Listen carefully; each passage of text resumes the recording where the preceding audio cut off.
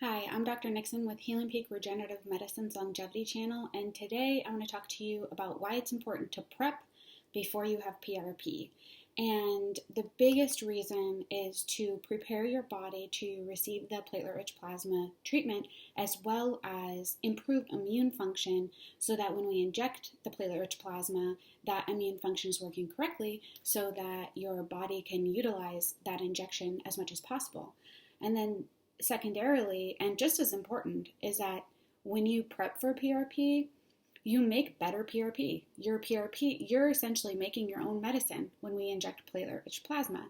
And so the more healthy your body is, the more building blocks that you've given it in order to create a healthy immune response and collagen and growth factors, that is going to mean that that platelet-rich plasma injection is going to work a ton faster and last way longer than if you're coming into the injection still partially inflamed.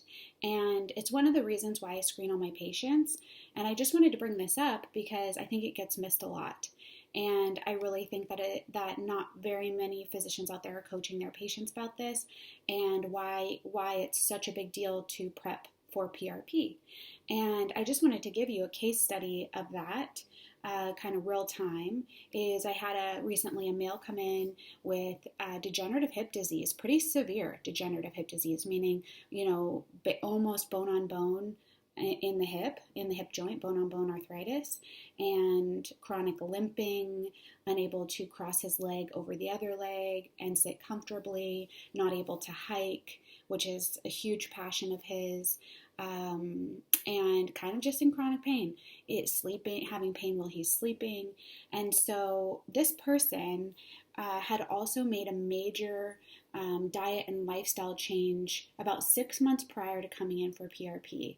And, really started working on anti-inflammatory diet, really started working on eating lots more fruits and veggies, and went from a very inflammatory person, he stopped drinking alcohol, to a very anti-inflammatory person.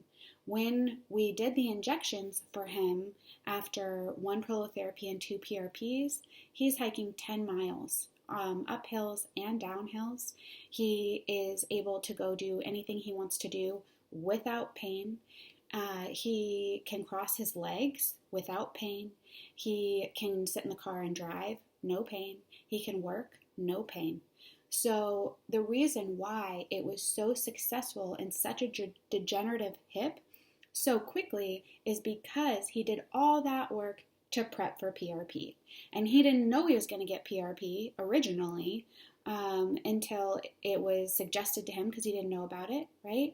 And so it worked out really well for him that he'd already done all of that groundwork because then his body really responded well to the treatment, and he's very extremely happy with the outcome because he did the work and his body is making exceptional PRP.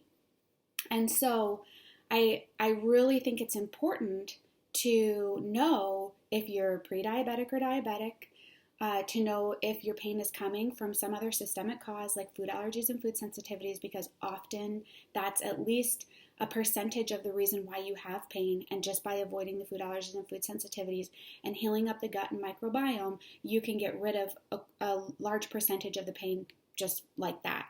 And then, whatever's left over, if there's anything left over, sometimes there's not, then you can explore those regenerative injection therapies and get amazing results. But you kind of got to put in the time and effort to make sure that you're a good candidate for it. And what we get a lot is phone calls of people who want to have prolotherapy or PRP done like tomorrow. Like they want to come in and they want to get that appointment and they want to have it that week. And I just want to tell you that if you call an office and you can just walk in that week and get prolotherapy or PRP, I would be concerned, because anyone who is really good at prolo and PRP or has a really good reputation for prolotherapy and platelet rich plasma injections cannot get you in that week.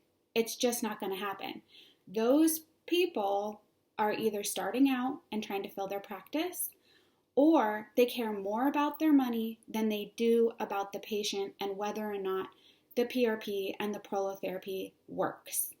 So if you're going to go get prolotherapy and you're not going to get screened to make sure that you don't have any of these pre-existing conditions, or that the pain isn't coming from something systemic, meaning some kind of inflammatory thing going on in your body, hormone imbalance, the wrong foods, whatever it is, if someone's just going to say, oh yeah, just come in and I'll put a bunch of dextrose in your joint and I don't even know you, or I don't know your health history, that should be a red flag for you. Like that should not, that is something I would definitely not be doing. So I just wanted to bring that up because I've been receiving a lot of phone calls about that, and it's scary. It's a little scary, honestly. So that's my tip for today.